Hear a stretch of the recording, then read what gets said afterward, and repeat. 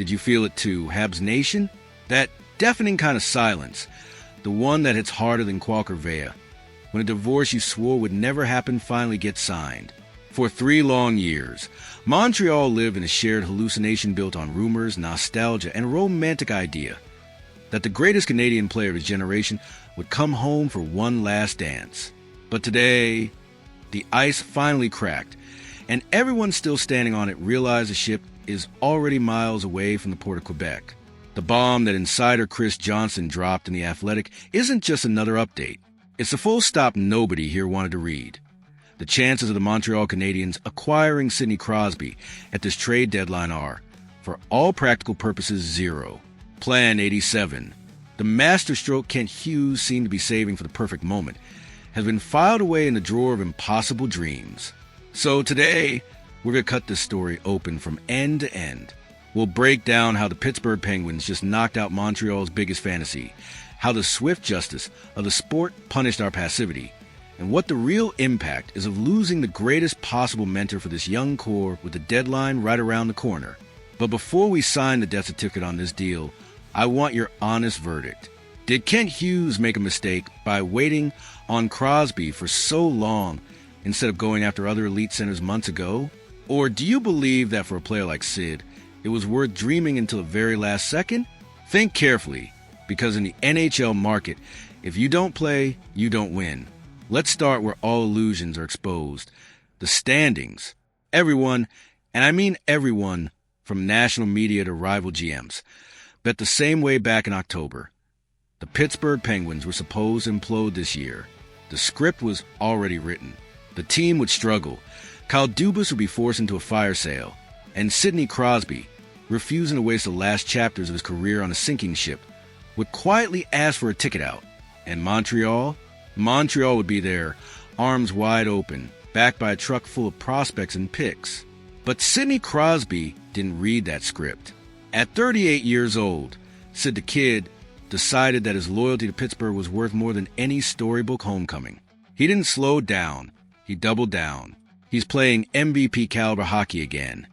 59 points in 56 games, dragging the Penguins back into relevance and into second place in the Metropolitan Division. The team that was supposed to be a seller is now a legitimate threat to go deep in the playoffs. And that's where hockey's swift justice comes down on Montreal. For too long, we acted as if Crosby was an inevitable property, like he'd eventually fall into our lap by destiny. We built an entire mythology around the idea that Montreal was the only place worthy of his last act, the noble final chapter. The karma of the sport doesn't tolerate that kind of entitlement. While the Habs were sitting and waiting for Pittsburgh to die, Dubas and Crosby were quietly rebuilding the machine. The justice of the league is brutal. If your plan depends more on someone else failing than on you succeeding, you will end up with empty hands. Pittsburgh resurrected. Crosby recommitted. And now it's Montreal craning its neck in the standings, watching their great white whale sail off into the playoff sunset. The renewal told us everything we needed to know. Crosby signed on because he wants to retire as a Penguin, shoulder to shoulder with Evgeny Malkin. They want to be lifers. One banner, one franchise, one legacy. Johnson was crystal clear. That ship has sailed. There's no pressure on Pittsburgh to sell, no appetite from the player to leave, and no reason for them to consider breaking it up now that they're winning again. So what's left for the Canadiens? The impact is both tactical and emotional, brutal on both fronts. Tactically, we needed an elite center to lighten Nick Suzuki's load, someone to share those hard minutes, to stabilize the power play, to step into the circle with 30 seconds left and the game on the line. We needed a brain and a backbone for the middle of the ice. More than that, we needed a mentor for Ivan Demidov, someone who already walked the path Demidov is about to take. Generational hype, relentless media, and staggering expectations. Emotionally, we missed out on the ultimate security blanket. Imagine that locker room with Crosby in it. Imagine what that does to a group of kids who grew up watching him win gold for Canada and lifting cups. Imagine the standards at practice. Imagine being a 22-year-old winger and knowing your third mistake in a row is happening in front of Sidney Crosby. That's culture building in one body. Now, take that image, fold it neatly, and put it away, because it's not happening. Not this year.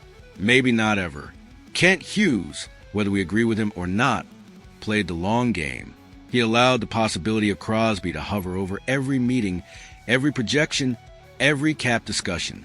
Because let's be honest, if there was even a 5% chance that Sidney Crosby wanted to come home, what GM in this league wouldn't leave that door open? But there's a cost. While we kept an eye on Plan 87, the rest of the board moved.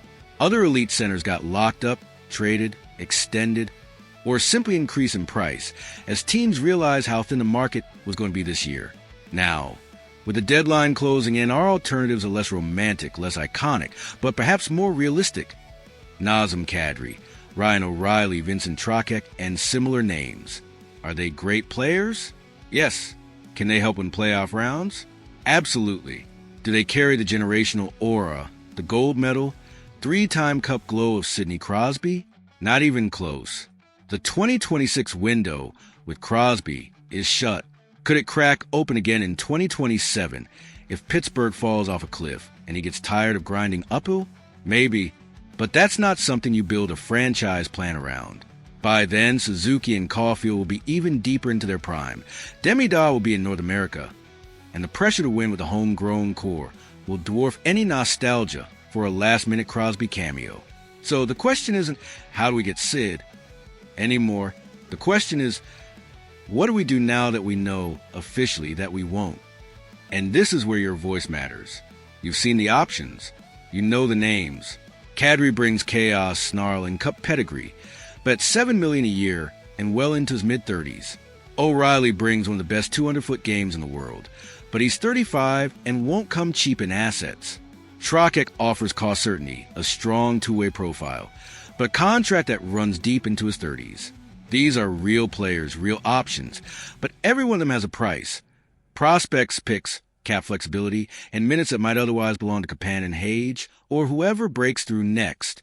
So here's a choice facing Ken Hughes, and you, in that imaginary GM's chair. Now that Crosby is off the board, and the Penguins are not just alive, but dangerous. Do you push your chips in any way and go aggressive for another veteran center before this deadline? Do you try to fast-track this team's contention window, betting that one more experienced piece down the middle will transform this promising group into a real Eastern Conference threat? Or do you accept something that hurts to say out loud, that the Crosby dream is dead and with it some of the urgency to make a splash for this particular deadline?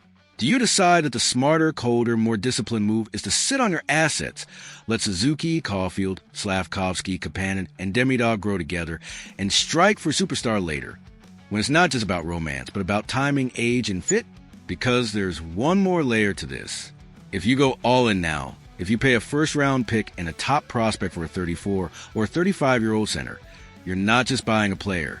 You're betting on your timeline. You're saying, we can win now. You're telling that locker room, the rebuild is over. The expectation isn't progress anymore, it's results. Can you look at this roster today and say that with absolute conviction? If you can, then you chase Kadri. You chase O'Reilly. You find the best available veteran who fits St. Louis's system, and you roll the dice. If you're wrong, you lose picks and maybe a kid or two. If you're right, you might be the team nobody wants to face in April. If you can't, then you hold. You let this sting. You accept that the fairy tale is over and that there won't be a tidy, nostalgic shortcut to the summit. You build it the hard way, the long way, brick by brick. You let Suzuki be the undisputed alpha. You let Demidov grow into pressure without someone else's shadow looming over him. So here's where I hand it to you. You just read the obituary of the Crosby to Montreal saga. You know the Penguins are contenders again. You know Sid isn't coming. What do you want the Canadiens to do now? Do you want Hughes to pivot into a full-on, aggressive push for another veteran center at this deadline, even if it costs a first-rounder and a blue-chip prospect? Or do you want him to swallow the disappointment, stay the course, and keep every single asset aimed at the future of this core? Drop your answer in the comments. Not just a yes or no. Lay out your logic. Who would you target? What would you give up? Or why would you stand down? Montreal doesn't just need a new plan. It needs a new conviction. And don't you dare tune out now. While the Habs are mourning the loss of their dream captain, a terrifying rumor popped up overnight out of Toronto. Word is, the Maple Leafs have put their best goaltender on the table in a monster package to pry a 40-goal sniper out of Philadelphia. The identity of that executioner, who could reshape the Eastern Conference? That Habs Nation, I'll tear apart in the next video. Stay locked in.